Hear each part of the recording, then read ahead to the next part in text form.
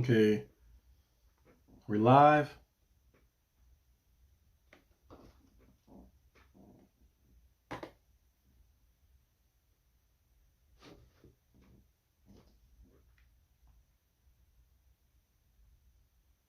Okay. What's up, Jer?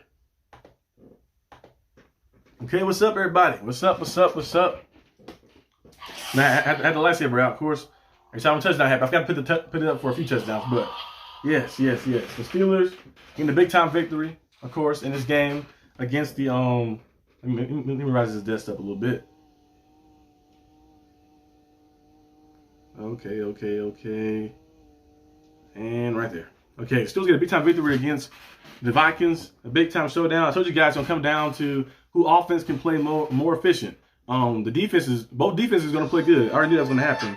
And the Steelers went out there and handled business against the Vikings, got the job done, got a victory. And now you're sitting 3-1 entering the bye week. A lot of people had us losing this game. They had the Steelers saying, "Oh, the Steelers suck. Oh, we're gonna get out coached," and all this stuff they were saying, of course, about this game. But the Steelers went out there and they played some good football. Put up a shut up type style football. Defense went out there and played better in the run. Defense went out there and just teed off against the Vikings, of course, and he's got pressure after pressure, and hit after hit on Carson Wentz, and went out there and made enough plays to get it done. And now you're sitting at 3-1, entering the bye week, and yeah, it's gonna be very interesting to see what the Steelers do. Calvin Austin did get injured in this game, so I'm gonna discuss that a little bit more later in this video. But he got injured in this game, and that's something to look at a little bit. But we're entering the bye week, of course, right now, so we'll see the kind of the stats and the breakdowns of this game. Now, me breaking down the stats, let me go to the first half. I'm gonna do the first half, then I'm gonna do the full game, because the first half was something that's kind of set the tone for this game. In the first half, DK Metcalf was the focal point in this game. That's why you're on thumbnail too. Focal point in this game, of course, went out there and had 122 receiving yards in the first half on 4 catches, including that 80-yard touchdown that he had, the longest international touchdown ever in NFL history. Went out there and made a big-time play, of course. And when you get the ball to your playmakers in space, you get the ball to your playmakers, early on in the game, they set the tone going. We've seen DK Metcalf get the ball on a few plays on the drive before that led to a touchdown drive by Kenny Gainwell. And then we see him get the ball on that play, the first play of that drive, to get the ball and he take it to the house 80 yards and stuff. They got him involved early because they knew they were missing Jaylen Warren. Jaylen Warren didn't play today, and you're missing him, and you need somebody to go out there and show out. We got DK Metcalf for a reason. He's been kind of easing his way into things. He scored a touchdown the past 3 games, and this was one of his biggest games so far as a Steeler. Went out there and handled business, and that's how you do it. We was talking about that in the preseason, in the pregame. We was talking about that, of course, in the game preview of this game. You want to go out there and you want to just take what the defense gives you. You want to take the chunk plays. You want to get the little short yardage stuff, of course, and be able to make the first down. Like it's first down, 1st and 10, get 4 or 5 yards. Make it 2nd and 5 for your offense. And the Steelers did that very well and effective, of course, this game. Now, we got a field goal block, and then we went for a 4th down and get it, one of those downs as well. So it's a few points you probably could have looked back and probably had those points on the board. The game would have been different, maybe even more points, but the Steelers had control of this game from start to finish. They went out there and never lost the lead. Well, actually, the game started off, the Vikings up 3-0. That's the only time that the Vikings had the lead at the beginning of the game. But then the Steelers never lost the lead after they scored a touchdown, make it 7-3. They stayed with it, and they stayed control of this game. They handled business and stuff. And they did it by playing their style of football. There's one thing they did in week 1 against the Jets. It's the thing they did that had them successful against the Patriots last week. And those 3 drives they had, they play smart. And one thing with the Steelers, when they get in the red zone, they do score. Now, I know they had the 4th down one they didn't get this time, but they do score very well in the red zone. They're like 88%, I think, so far in the red zone this season. And they did a good job this game in like establishing a run, running outside the tackles, and just playing Steeler football. That was very cool to see. It's way too close to the game would have been good for Boswell kick that last field goal. Yeah, I think the field goal got missed. Now, I feel like the field goal that he had early in the game, when they got blocked, those 3 points that was missed, and then, of course, they went for on 4th down. I would have preferred them to throw the ball, but I like the call going for 4th down. But if you get the field goal early in the game was made, then they probably would have kicked the field goal here. Could have been like extra points like that. But they left a few things out there, of course, as well, out there in the field. But got the victory still. They said that blown coverage was horrible. Ever heard of words communication again? After this week, I'm going to lose it. Yes, Jack, that right there was crazy. Because Clark, he was playing solid all day until that play right there. For some reason, he decided to watch the quarterback and come up to try to guard the flat. For some reason like that, you already have guys over there. You know your coverage is you safety. You playing over the top. They're gonna let him pass. The defenders up front gonna let him the receiver pass them, And once he passed him, you have the over top coverage. For some reason, he came downhill and he was just staring down Carson Wentz. I don't know if he's trying to make a play or something, try to play hero ball, try to get an interception or something. We let Jordan Addison get wide open. But Peyton Wilson, that tackle was a big time tackle because if they score a touchdown, they have 20 seconds left on the other side of things. They have more time on the clock to make things happen. And you never know what could have happened. So Peyton Wilson getting down the field, making that tackle was big time. But Clark, you can't allow that to happen. They should never even got down there to make that play. I'm like, you coming out? Why are you coming downhill for? You never came downhill. That's not your game. You playing? We got you out there for coverage like that. If we want somebody to come downhill, we'll put in Jabril Peppers. We'll put in Jalen Ramsey in that spot. Juan Thornhill in that spot. Also, I don't know what he was doing right there. He was kind of playing a little weird in that sense. I don't know what happened. I don't know if he didn't hear the right play call or something, but that right there was just a boneheaded mistake. Luckily, it didn't cost us the game, but that right there should never happen. That was the only play the defense did in this game that was horrible like that. It's like you allowed the man to get wide open free. I'm still surprised he didn't score the touchdown because I know Addison got some speed on him, but Peyton Wilson caught him. Peyton Wilson is pretty fast. He ran a 4.39, I think, 4.39, 4.4. But that was crazy right there. That was very crazy. But yeah, Jared, exactly. I take the win. Yeah, that play right there happened. We had some other things happen in this game, but hey, when you can have mistakes and still win, it's all you need right there. It's all you need. So that right there was cool to see. Also in this game, you look at the defense in the first half too as well. I was on the first half stats. You had the 2 sacks and interception in the first half. You see the interception, of course, by Sean Elliott. His first game back. Like that, having him across the middle is always effective because he can play the coverage well. He can play in the run well. He had an interception. He had 2 sacks as well in the first half, and you had control, of course, in the first half. In the second half, it still was just something special too. They scored a touchdown in the third quarter. Third quarter been a spot for the Steelers. They've been struggling a little bit, not able to get any points in that little spot right there. Went out there, handled business, got a touchdown in the third quarter. That was nice. I'll take it. And then you look at the first half ending with I think it was 14 to 3, right? I think 1 point right. I think in the first half. I think after the first half, was it 14 to 3? I think 14 to 6. It was something. I think it was 14 to 6. After the first half, the second half before it started, and then once that happened, Steelers was kind of in charge and just took it home.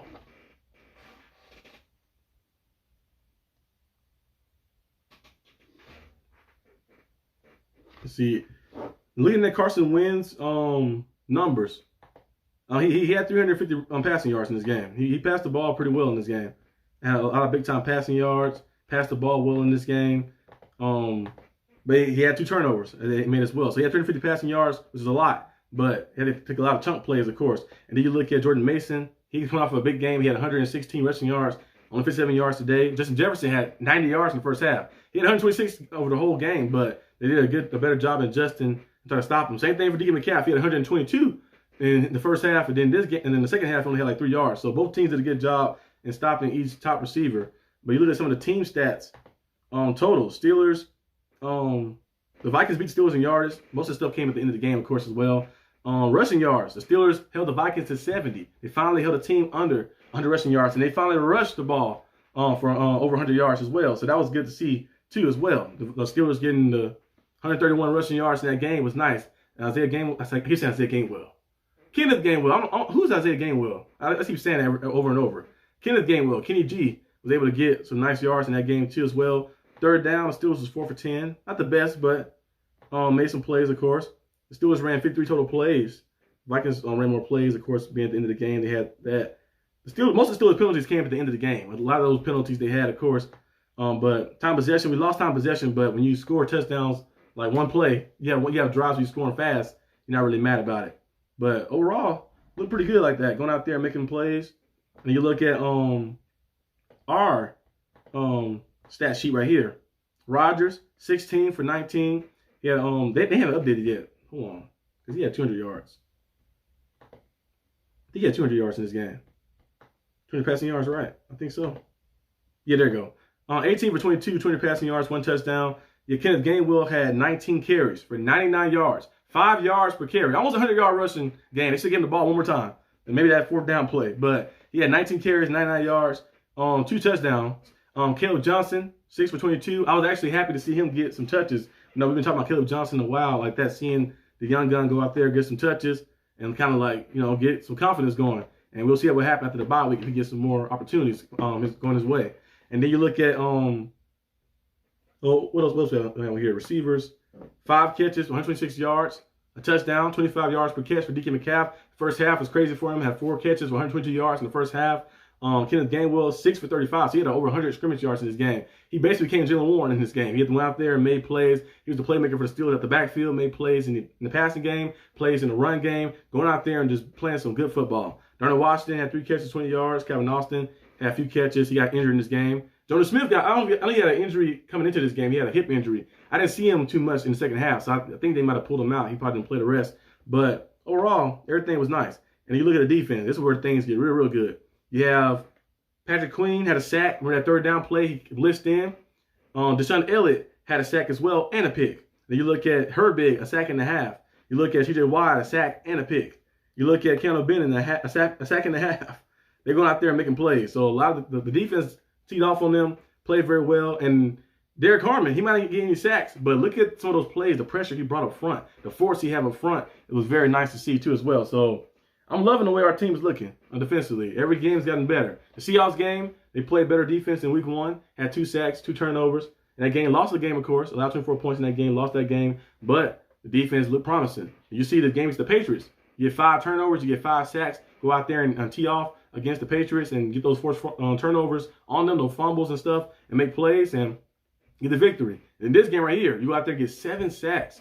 You had a few turnovers that got called back. Remember the fumble one that Jalen Ramsey had to return, but they called it back, and then the pick James Pierre had. So you had 2 interceptions still, though. 2 turnovers still in this game, and then you have 7 sacks teeing off against the Vikings and just making plays. So that right there was big-time football by the Steelers, and you do that, you're gonna win. You're gonna win every game you play like that. So we finally see the Steelers play to their full potential. You know, at first we were kind of waiting to see the Steelers' chemistry going to get together defensively and get to that level they was playing, and they did. They went out there and played some good football and got it done. And now, you know, you're sitting 3-1, entering the bye week right now, and just chilling. You're chilling right now. So we'll see exactly what happens, of course. But that's all I have for today's video. Most time when you win, you ain't gotta say too much, especially when the win is a cool win. There's a few things that happened in the game at the 4th down play.